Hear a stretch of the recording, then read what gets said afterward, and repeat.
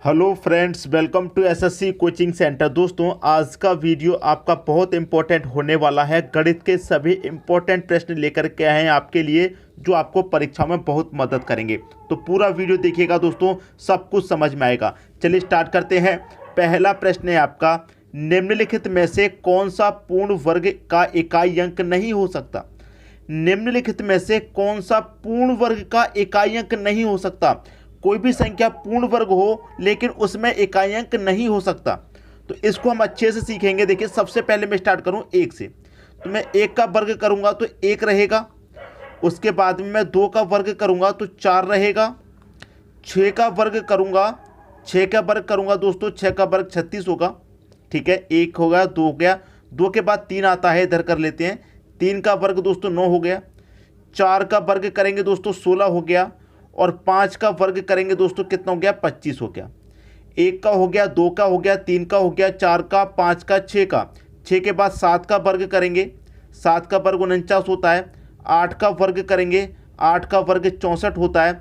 आठ के बाद नौ का वर्ग करेंगे, नौ का वर्ग 81 होता है। और नौ के बाद फिर 10 का वर्ग करेंगे तो 10 का वर्ग 100 होता है। ठीक है, अब आपसे ये कहा गया है कि पूर्ण वर्ग का इकाई अंक नहीं हो सकता। ये हमने सभी पूर्ण वर्ग ले लिए, 1 से लेकर के 10 तक के। इनमें इकाई अंक कौन कौन सी संख्या नहीं हो सकती है। अब देखिए कौन कौन सी संख्या इकाई अंक होती है। एक आपका इकाई अंक होता है, मैंने लिख लिया। एक के बाद में दो देखेंगे, दो कहीं पर भी इकाई अंक नहीं है। दो कहीं पर भी इकाई अंक नहीं है। कौन सा हमारा इकाई अंक नहीं है, दो नहीं है, तो मैंने यहाँ दो लिख लिया। दो के बाद एक होता है, दो नहीं होता, अलग लिख लिया। तीन देखेंगे, क्या तीन किसी में इकाई अंक है। तीन किसी में भी इकाई अंक नहीं है, तो दो भी इकाई अंक नहीं होता, तीन भी आपका इकाई अंक नहीं होता। तीन के बाद चार, चार इकाई अंक होता है, तो चार आपका इकाई अंक होता है। जो होते हैं मैं इधर लिख देता हूँ। चार के बाद पाँच आपका इकाई अंक होता है, पाँच आपका इकाई अंक होता है, पाँच इधर लिख दूंगा मैं। छः आपका इकाई अंक होता है, छः इकाई अंक होता है, छः को भी मैं इधर लिख दूंगा। छः के बाद में सात आपका इकाई अंक होता है, कहीं पर नजर आ रहा है इकाई अंक सात, सात भी आपका इकाई अंक नहीं होता। जो इकाई अंक नहीं होते वो मैं यहाँ पर लिख दे रहा हूँ, जो होते हैं उन्हें यहाँ पे। सात के बाद आठ चेक करेंगे तो आठ भी आपको कहीं पर इकाई अंक में नहीं नजर आएगा, तो आठ भी आपका इकाई अंक नहीं होता। आठ के बाद नौ आता है तो नौ आपका इकाई अंक होता है। नौ के बाद 10 आएगा, 10 का मतलब जीरो भी आपका इकाई अंक होता है। ठीक है, ये सभी वो संख्या है जो इकाई अंक होती हैं पूर्ण वर्ग में, और ये संख्या वो है जो इकाई अंक नहीं होती किसी भी पूर्ण वर्ग में। 2, 3, 7, 8 किसी भी संख्या का आप वर्ग कर लीजिए, किसी भी संख्या का 2, 3, 7, 8, ये किसी भी संख्या के वर्ग में इकाई अंक नहीं आता। 2, 3, 7, 8 किसी भी संख्या के वर्ग में नहीं होता ये इकाई अंक, 2, 3, 7, 8। तो आपसे कह रहा है कि इकाई अंक नहीं हो सकता। ऑप्शन में देखिए, दो दे रखा है, दो नहीं दे रखा। तीन दे रखा है, तीन भी नहीं है। सात दे रखा है, सात भी नहीं है। आठ दे रखा है, आठ दे रखा है, तो ये इकाई अंक आठ आपका नहीं हो सकता। भाई देखिए, चार भी इकाई अंक होता है, ये रहा। छः भी इकाई अंक होता है, और नौ भी आपका इकाई अंक होता है। आठ एक ऐसी संख्या है जो किसी भी संख्या का इकाई अंक नहीं होता। 2, 3, 7, 8 याद रखिएगा दोस्तों, इन संख्याओं को चाहो तो आप नोटबुक में नोट कर लीजिए। ये किसी भी संख्या के वर्ग में इकाई अंक नहीं आता है। ठीक है, क्लियर हुई बात। अब देखेंगे अगला प्रश्न। अगला प्रश्न है, तीन संख्याएं 5, 7, 12 के अनुपात में है। तीन संख्याएं, पहली संख्या, दूसरी संख्या, तीसरी संख्या किस अनुपात में है, 5, 7 और 12 के अनुपात में है। ठीक है, अब कह रहा है यदि उनमें से पहली तथा तीसरी संख्या का योग, पहली तथा तीसरी संख्या का योग दूसरी संख्या से 50 अधिक है। भाई पहली संख्या और दूसरी संख्या का योग कितना है दोस्तों, 5 और 7 12 है योग। पहली और तीसरी संख्या का, पहली तथा तीसरी संख्या का योग, तो पहली और तीसरी संख्या 12 और 5 17 है दोस्तों, योग आपका 17। मैंने पहली और दूसरी को जोड़ दिया था, जबकि बात कर रहा पहली और तीसरी संख्या का योग, तो पहली और तीसरी संख्या का योग हमारा 17 है। और यहां पर कह रहा है कि पहली और तीसरी संख्या का योग, पहली और तीसरी संख्या का योग दूसरी संख्या से 50 अधिक है। अब यहां पर देखिए, पहली और तीसरी संख्या अनुपात में कितनी अधिक है।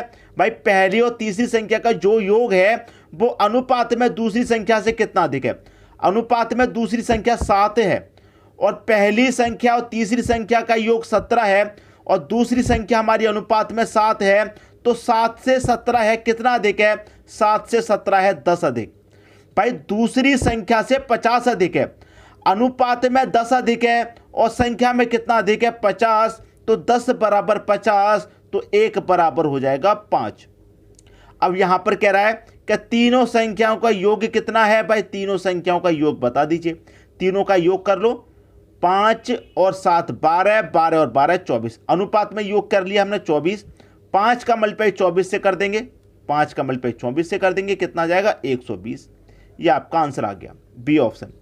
क्लियर है? चाहो तो आप अलग अलग निकाल लो तीनों संख्या, उसके बाद जोड़ेंगे तब भी 120 आएगा, चाहे अनुपात में जोड़ करके सीधे मल्टीप्लाई कर लो, एक ही बात है, आंसर आपको वही आना है। तो सभी की समझ में प्रश्न आ गया। अब देखेंगे अगला प्रश्न। अगला प्रश्न है, अनिल किसी कार्य के 2/3 भाग को 18 दिनों में कर सकता है। जो हमारा अनिल है वो किसी कार्य के 2/3 भाग को 18 दिन में दोस्तों कर सकता है। ठीक है, 18 दिन में कर सकता है। सुनील की क्षमता अनिल से दोगुनी है। अनिल से दोगुनी है सुनील की क्षमता। अगर हमारा अनिल किसी काम को 10 दिन में करेगा तो सुनील 5 दिन में ही कर लेगा, क्योंकि सुनील की जो क्षमता है अनिल से दोगुनी है। क्लियर है ना? अब कह रहा है आगे, अनिल से दोगुनी है, सुनील उस कार्य को कितने दिनों में पूरा करेगा? कौन? सुनील। पहले तो अनिल का निकाल लेते हैं, फिर सुनील का तो अपने आप पता चल जाएगा। अनिल का निकालेंगे दोस्तों, देखिए कोई भी एक कार्य हमारा, वो कार्य को 18 दिन में पूरा किया जा रहा है। क्लियर है? 18 दिन में। अब देखिए यहां पर 2/3 है, मैं 2/3 को मैंने देखिए 1 बराबर 18 के ले लिया, ये आपका 18 है, 1 बराबर 18, 2/3 है। मैं इसको बराबर के उधर ले जाऊंगा तो पलट के संख्या क्या हो जाएगी? 3 ऊपर चला जाएगा, बट्टे में 2 आ जाएगा। अब 2 से 18 को काटेंगे, 9 बार में 9 त्रिका कितना हो जाएगा? 27 हो जाएगा। क्लियर है? अब यहां पर क्या कह रहा है? यहां पर पूछ रहा था कि सुनील की क्षमता अनिल से दोगुनी है। भाई अनिल उस कार्य को कितने दिन में कर रहा है? 27 दिन में। 27 दिन में कर रहा है, तो सुनील आधे दिन में कर लेगा। आधे के लिए क्या करेंगे? इसमें 2 से डिवाइड करेंगे, 27/2 हो जाएगा। B option. आई बात समझ में? जैसे कि जो आपका अनिल है वो कार्य को 27 दिन में कर रहा है और सुनील क्या करेगा? सुनील की जो क्षमता है वो दोगुनी है। भाई सुनील आधे में कर लेगा, तो 27 का आधा कर दीजिए। भाई सुनील जो है वो 27 के आधे में कर लेगा, तो 27 का आधा कर दीजिए, आधा कर देंगे 27/2, जो कि बी ऑप्शन में दे रखा है। ये हमारा आंसर आ गया। क्लियर हुई दोस्तों बात? सभी की समझ में बात आ गई। अब देखेंगे अगला प्रश्न। अगला प्रश्न है, साधारण ब्याज पर उधार दी गई एक राशि 2 वर्षों बाद 720 रुपये और फिर 5 वर्ष के बाद 1020 रुपये हो जाती है। मूलधन ज्ञात करें। इस प्रश्न में अभी तक बहुत बच्चे कंफ्यूज हैं, बहुत बच्चे। देखिए मैं आपको पहले उदाहरण दे देता हूं एक, जैसे कि कुछ बच्चों का सॉल्यूशन क्या होगा इस प्रश्न का। 2 वर्ष में राशि कितनी हो गई? 720 हो गई। तो 5 वर्ष बाद कितनी होगी? 1020। 2 वर्ष में 720, तो 5 वर्ष में कितनी? 1020। यही तो है 1020, ऐसे करके 1020 हो गई। तो देखिए 2 से 5 होने में 3 वर्ष बढ़ गए और 3 वर्ष में ब्याज कितना बढ़ गया? 720 से 1020 हो गया, 300 रुपये बढ़ गया। 3 वर्ष में 300 रुपये बढ़ा, तो 1 वर्ष में कितना बढ़ेगा? 100 रुपये। 2 वर्ष में 200 रुपये और 3 वर्ष में 300 रुपये। तो 1 वर्ष का ब्याज 100 रुपये हो गया, 2 वर्ष का 200 रुपये। अब हमारी जो राशि है वो 2 वर्ष में कितनी हो गई थी? 720। तो 720 में क्या होगा? 2 वर्ष का ब्याज भी शामिल होगा, 200 रुपये। तो 720 में से मैं 2 वर्ष का ब्याज 220 घटा दूंगा, तो 520 बचेगा मूलधन आपका। और मूलधन ज्ञात करने के लिए कह रहा है, तो 520 किस ऑप्शन में है? भाई किसी भी ऑप्शन में नहीं है। तो ये आंसर गलत हो गया कि नहीं हो गया? कम से कम 90% बच्चों के दिमाग में यही सॉल्यूशन है, यही सॉल्यूशन। अब सही सॉल्यूशन क्या है उसे देखिए। कोई राशि हमारी 2 वर्ष में कितनी हो गई है? 720। और फिर ये जो शब्द यहां पर कहे गए हैं इनका मतलब समझिए। भाई 2 वर्षों बाद हो गए 720 और फिर उसके बाद में फिर का मतलब है कि 5 वर्ष और गुजर गए। पहले तो 2 वर्ष गुजर गए, 2 के बाद में फिर 5 वर्ष और गुजर गए। तो 2 के बाद पहले 2 गुजर गए, 2 के बाद में 5 वर्ष और गुजर गए, तो टोटल कितने वर्ष हो गए? 7 वर्ष गुजर गए।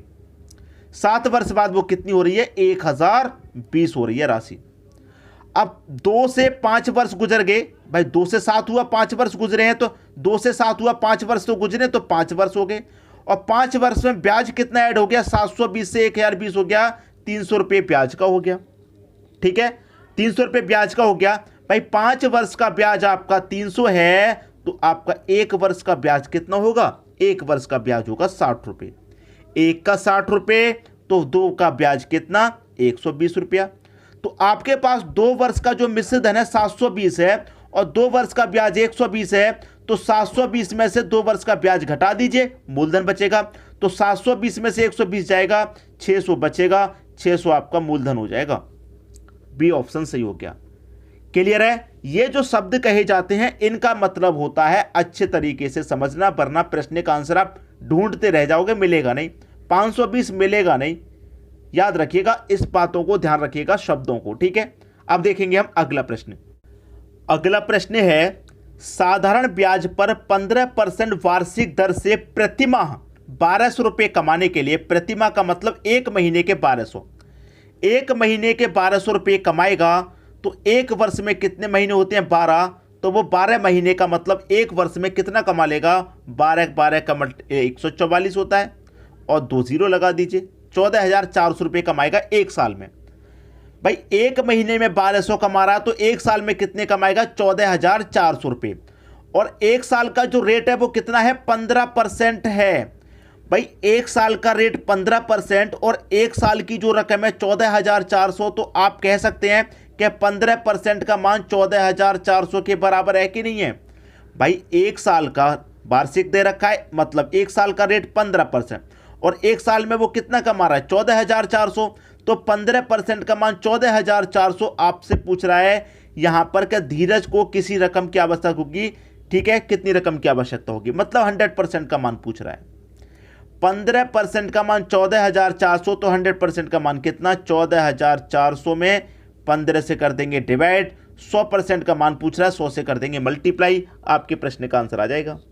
क्लियर दोस्तों, कटा लीजिए, 15 से कटाएंगे इसको, 15 से कटाएंगे, कितनी बार में कटेगा दोस्तों, ये कटेगा 15 निम्मा 135, 15 निम्मा 135 हो गया। अब देखिए 44 में से 135 तक कट गया, 9 बचेगा 90, 15 छिक्के 90 होता है, और एक ये 0, 960। अब 960 का मल्टीप्लाई 1 में करेंगे तो 960 ही रहेगा, और 2 जीरो उसमें लग जाएंगे, तो 9,600 आपका आंसर आ जाएगा। 9,600 ये वाला 96,000, 9,600 नहीं 96,000, क्योंकि 3 जीरो हैं। तो उम्मीद करूंगा 100% का मान आपकी समझ में अच्छे से आ गया होगा, किसी को कोई समस्या नहीं। अब देखेंगे अगला प्रश्न। अगला प्रश्न है, 15% एल्कोहल वाले 20 लीटर मिश्रण में कितना पानी मिलाना चाहिए जिससे कि मिश्रण में एल्कोहल की मात्रा 12% हो जाए। एक तरफ तो हम लिखेंगे एल्कोहल, दूसरी तरफ लिखेंगे पानी। अब देखिए कोई भी मिश्रण हो वो अपने आप में 100% होता है, ये बात आप जानते हैं। अब 15% एल्कोहल है, 100% में से एल्कोहल 15% है, तो पानी कितना होगा भाई, 85% होगा। 15 और 85 100% हो गया। कोई भी मिश्रण 100% होता है, अब उसमें से एल्कोहल की मात्रा 15 है, तो पानी की मात्रा 85 होगी। फिर बाद में कह रहा है कि कितना पानी मिलाना चाहिए जिससे कि मिश्रण में एल्कोहल की मात्रा 12% हो जाए। एल्कोहल की मात्रा 12% हो जाएगी, तो पानी की मात्रा कितनी हो जाएगी, 88 हो जाएगी, तभी तो 12 और 88 मिलकर 100% होगा। अब मैंने आपको क्या ट्रिक सिखाया है, जो मिलाया जाए या घटाया जाए उसे काम में नहीं लेना। तो यहां क्या बात कर रहा है, पानी मिलाने की बात कर रहा है, तो पानी वाले को काम में नहीं लेना। कितना मिश्रण है आपके पास, 20 है, ऊपर वाली वैल्यू ऊपर, नीचे वाली नीचे, बस कटा लीजिए दोस्तों। ठीक है, 2 से कटेगा 6 बार में, 2 से कटेगा ये 10 बार में। अब 10 का मल्टीप्लाई 15 से हो जाएगा ये 150, बट्टे में कितना 6 आ जाएगा। ठीक है, अब 6 से कटा दो, 6 दूनी का 12, 3 बचेगा 30 हो जाएगा, 6 5 3 25 बार में। पहले से कितना मिश्रण था, 20 था, 20 से कितना हो गया, 25 हो गया, 20 से 25 हो गया, कितना बढ़ गया, 5 बढ़ गया। तो कितना बढ़ गया, 5 बढ़ गया। तो कितना पानी मिलाना चाहिए, 5 लीटर पानी मिलाना चाहिए। पहला ऑप्शन सही हो जाएगा। उम्मीद करूंगा ट्रिक सभी को याद आ गई होगी, पहले हम बहुत बार बात बता चुके हैं, तो किसी को भी प्रश्न समझने में कोई समस्या नहीं होगी। उम्मीद करूंगा सभी को प्रश्न अच्छे से समझ में आ गया होगा। वीडियो देखने के लिए दोस्तों आपका बहुत बहुत धन्यवाद।